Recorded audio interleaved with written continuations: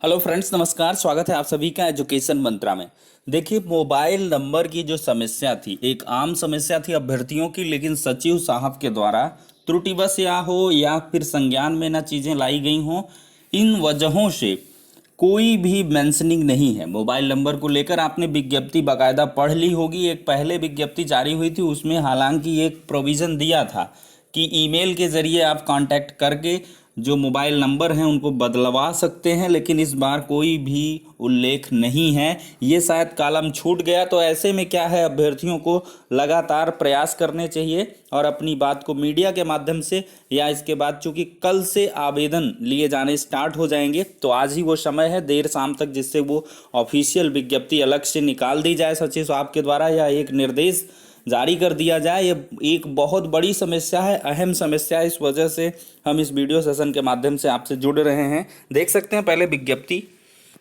देखिए दोस्तों, यहाँ पर 1,46,000 पदों को घट बढ़ सकने की बात कही गई, फिर ऑनलाइन आवेदन की बात कही गई, और इसमें देखिए साफ साफ ये है, निर्धारित वेबसाइट पर ऑनलाइन आवेदन पत्र भरा जाएगा। अभ्यर्थी को 69,000 सहायक अध्यापक की भर्ती हेतु आयोजित भर्ती परीक्षा के लिए निर्गत किया गया अनुक्रमांक, जन्मतिथि, मोबाइल संख्या को निर्धारित वेबसाइट पर भरना होगा, जिसके उपरांत अभ्यर्थी के उक्त मोबाइल पर ओटीपी वन टाइम पासवर्ड प्राप्त होगा, जिसे भरकर ही आवेदन पत्र में वांछित प्रविष्टियों को पूर्ण कर सकेगा। लेकिन इसके बाद की चीज़ों में कोई भी प्रावधान नहीं किया गया है कि क्या कुछ करना है जिसके मोबाइल नंबर वगैरह चेंज हो गए हैं। हालांकि इसमें एनओसी वाली जो बात है वो दर्ज कर दी गई है साफ साफ कि सरकारी अर्ध सरकारी बेसिक शिक्षा परिषद के अधीन पूर्व से कार्यरत अभ्यर्थियों को काउंसलिंग के समय सक्षम प्राधिकारी से एनओसी प्राप्त कर प्रस्तुत करना अनिवार्य होगा। तो ऐसे में अभ्यर्थियों को लगातार ईमेल वगैरह भी कर देना चाहिए सचिव बेसिक शिक्षा परिषद के नाम है, और इसके बाद साथ ही साथ जो कांटेक्ट नंबर वगैरह हैं या मंत्री जी के या किसी के भी हैं, सबसे बड़ा माध्यम तो मंत्री जी के फोनिक कॉल्स हैं, जिनके माध्यम से बहुत सारे अभ्यर्थी उनसे कांटेक्ट किए हैं। तो वो लोग अवश्य ही इस प्रकरण को संज्ञान में लाएं, और इसके साथ ही साथ ऑनलाइन काउंसलिंग के भी प्रोविज़न के बारे में चर्चा कर लें, चूँकि लॉकडाउन की स्थितियों के चलते, जैसा कि विज्ञप्ति से साफ साफ दिख रहा है, इसमें देख सकते हैं 3 से 6 जून के मध्य ये सारी की सारी ऑनलाइन काउंसलिंग संपादित करने की बात कही गई है। साफ साफ इसमें देख लीजिए, कहा भी गया है ये यहाँ पर 3 से 6 के मध्य आयोजित काउंसलिंग में प्रतिभाग कर सकेगा। काउंसलिंग में प्रतिभाग करने का तात्पर्य यह कदापि नहीं हुआ नियुक्ति का पात्र होगा। वांछित अनिवार्य शैक्षिक प्रशिक्षण योग्यताएं वर्ग श्रेणी के सत्यापन उपरांत हर पाए जाने वाले अभ्यर्थी को उनके आवंटित जनपद में नियुक्ति पत्र प्रदान किया जाएगा। इसमें साफ साफ लिखा है, अनुरूप आवंटित जनपद में काउंसलिंग में प्रतिभाग कर सकेगा। मतलब काउंसलिंग में आपको प्रतिभाग करना है, तो कैसे भाई कोई पार्टिसिपेट करेगा? कोई लखनऊ में है, कोई कहाँ पे है, कोई दिल्ली में है, कोई नोएडा में है, कोई हैदराबाद में, कहीं कोई फंस गया है, सुदूर जो जनपद के हैं या अदर स्टेट वाले हैं, उन सब की समस्याएं बहुत ही जायज़ हैं। तो ऐसे में मंत्री जी के संज्ञान में ये चीज़ें लाएं। जितने भी अभ्यर्थी हैं एजुकेशन मंत्रा यूट्यूब चैनल से जुड़े हुए हैं, तो वो लोग अवश्य ही इस चीज़ को कर लें, क्योंकि बहुत सारे अभ्यर्थियों की कॉमन समस्याएं हैं, लॉकडाउन में फंसे हैं, तो इसके लिए प्रोविज़न होना चाहिए। या तो ऑनलाइन काउंसलिंग या पास निर्गत करी जाए या क्या कुछ किया जाए। सबसे बड़ी अहम समस्या जो प्राथमिक समस्या है वो तो ओटीपी को लेकर के है। वन टाइम पासवर्ड को मोबाइल नंबर चेंज है, तो उसके लिए आज देर शाम ही विज्ञप्ति जारी हो जानी चाहिए अलग से। तो ये सारी की सारी चीज़ें हैं, और एनओसी की जो लगातार डिमांड की जा रही थी अभ्यर्थियों के द्वारा, उसमें आखिरकार सफलता दर्ज हुई है, और पहली बार बेसिक शिक्षा विभाग की किसी भर्ती में एनओसी की जो अनिवार्यता है वो लागू कर दी गई है। देखिए, पिछले वीडियो सेशन के माध्यम से बहुत सारी चीज़ें डिस्कस कर ली गई थी, लेकिन कुछ चीज़ें छूट गई थी, तो उन सभी चीज़ों को इसमें हम देख लेते हैं। सबसे पहले चर्चा करेंगे। देखिए, बीएड वालों को 8 साल बाद मिला शिक्षक बनने का मौका। प्रयागराज से संजोग मिश्र जी की ये रिपोर्ट है। इससे पहले नवंबर 2011 में हुई थी 72,825 प्रशिक्षु शिक्षक भर्ती, इसमें मिला था अवसर। देख लीजिए, इसमें ये कहा गया 990 शिक्षकों का चयन प्रयागराज में होने वाला है। हालांकि बीएड और बीटीसी समकक्ष नहीं है, साफ साफ चीज़ें लिखी हैं, लेकिन एनसीटी शिक्षक भर्ती के लिए अर्हता तय करने का अधिकार है, जो राज्य सरकार के लिए बाध्यकारी। इसलिए 69,000 भर्ती में बीएड का विरोध करना अनुचित है। अनिल राजभर हैं, 29,334 गणित विज्ञान में नियुक्त सहायक अध्यापक हैं। और इसके बाद यहाँ पर देख सकते हैं, प्राथमिक स्कूलों में सहायक अध्यापक पद पर नियुक्ति में बीएड डिग्रीधारियों को 8 साल बाद मौका मिला है। 69,000 भर्ती में चयन के बाद बीएड वालों को प्राइमरी के बच्चों को पढ़ाएंगे। और 12 मई को घोषित शिक्षक भर्ती परीक्षा परिणाम में बीएड सर्वाधिक 97,368 अभ्यर्थी सफल हुए। हालांकि संख्या में 2 गुने से अधिक सफल होने से चयन का अवसर हाथ से फिसलता अधिक। कम मेरिट वाले डीएलएड पूर्व में बीटीसी अभ्यर्थी बीएड डिग्रीधारियों को अवसर प्रदान करने के विरोध कर रहे हैं। उनका तर्क है कि बीटीसी ट्रेनिंग सिर्फ प्राथमिक उच्च प्राथमिक स्कूलों में शिक्षक बनने के लिए होती है, जबकि बीएड का पाठ्यक्रम माध्यमिक के अनुसार डिजाइन है। देखिए, इस शिक्षक भर्ती के लिए अहर्ता राष्ट्रीय अध्यापक शिक्षा परिषद एनसीटी तय करेगी। निःशुल्क एवं अनिवार्य बाल शिक्षा का अधिकार अधिनियम आरटीई 2009 लागू होने के बाद पहले यूपी के प्राथमिक विद्यालयों में बीएड डिग्री धारकों को विशिष्ट बीटीसी के माध्यम से 4, 7, 8 में नियुक्तियां दी गईं, क्योंकि उस समय शिक्षकों के रिक्त पदों की तुलना में बीटीसी अभ्यर्थियों की संख्या कम थी। आरटीई लागू होने के बाद एनसीटी की अधिसूचना 23 अगस्त 2010, 29 जुलाई 2011 के अनुसार बीएड डिग्री धारकों को 1 जनवरी 2012 तक प्राथमिक विद्यालयों में नियुक्ति के लिए इस शर्त के साथ पात्र माना गया कि वो प्राथमिक स्कूलों में 6 माह का प्रशिक्षण प्राप्त कर सकेंगे। इसके बाद उत्तर प्रदेश सरकार ने 9 नवंबर 2011 को अध्यापक सेवा नियमावली 1981 में संशोधन करके 72,825 प्रशिक्षु शिक्षक भर्ती निकाली, जिसमें बीएड डिग्री धारकों को भी अवसर मिला। हालांकि भर्ती को लेकर विवाद हो गया। निर्धारित समय सीमा में बीएड को नियुक्ति न मिलने पर एनसीटी ने 10 सितंबर 2012 को बीएड को प्राथमिक शिक्षक के रूप में नियुक्ति की समय सीमा 31 मार्च 2014 तक बढ़ा दी थी, लेकिन फिर भी नियुक्त नहीं होने पर फिर सुप्रीम कोर्ट के आदेश पर 2015 में नियुक्ति प्रक्रिया शुरू हो पाई थी।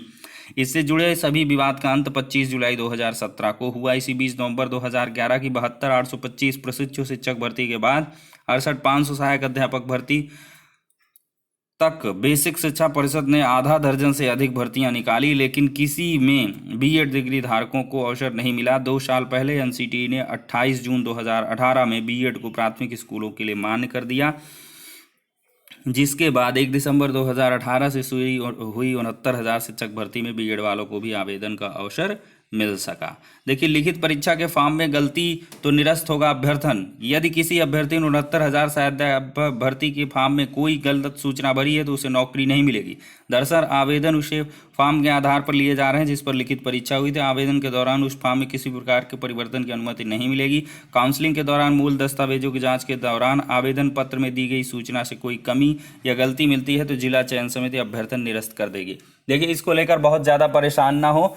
वांछित प्रविष्टियों में अगर थोड़ी बहुत मिस्टेक्स हैं, थोड़ी बहुत परमिसिबल हैं, अगर ये है कि अंक पत्र में भ्रामक है, चीज़ें कुछ और दर्ज है और आवेदन में आपने कुछ और किया है, मार्कशीट में कुछ और है, तब आपको होगा। ये नहीं कि नाम में मिस्टेक है या उसमें है तो आपका अभ्यर्थन निरस्त कर दिया जाएगा, ये इतना नहीं हो पाएगा। तो ये सारी की सारी चीज़ें हैं दोस्तों, आपको ज़्यादा इसको लेकर परेशान होने की आवश्यकता नहीं है। ये पिछले भी ऐसे आवेदन पत्रों में लिखा रहता है, लेकिन जो छोटी बहुत मिस्टेक्स हैं भाई, हर एक की जेन्युइन समस्याएं हैं, किसी के नाम में, किसी के अंक पत्र के क्रमांक में या कैसे भी। लेकिन देखिए, जिसने मार्क्स में गड़बड़ियाँ की हैं, कैटेगरी में गड़बड़ियाँ की हैं, तो उन पर चयन समिति क्या हो सकता है, उनको बाहर कर दे और बाद में उनको विचार में करे जब बेसिक शिक्षा परिषद के द्वारा कोई अलग से जारी किया जाए नोटिफिकेशन। देखिए, यहाँ पर साफ साफ है, नई व्यवस्था के अनुसार हर अभ्यर्थी को सभी जिलों का विकल्प देना होगा। देखिए, 69,000 शिक्षक भर्ती के कट ऑफ अंक की सुनवाई 20 तारीख को होगी, इसको भी हम बता चुके हैं। 69,000 शिक्षक भर्ती के कट ऑफ अंक मामले की सुनवाई सुप्रीम कोर्ट में 20 मई को होगा। शिक्षा मित्रों ने हाईकोर्ट के डबल बेंच के आदेश को चुनौती देने के लिए पिछले दिनों याचिका दाखिल की थी।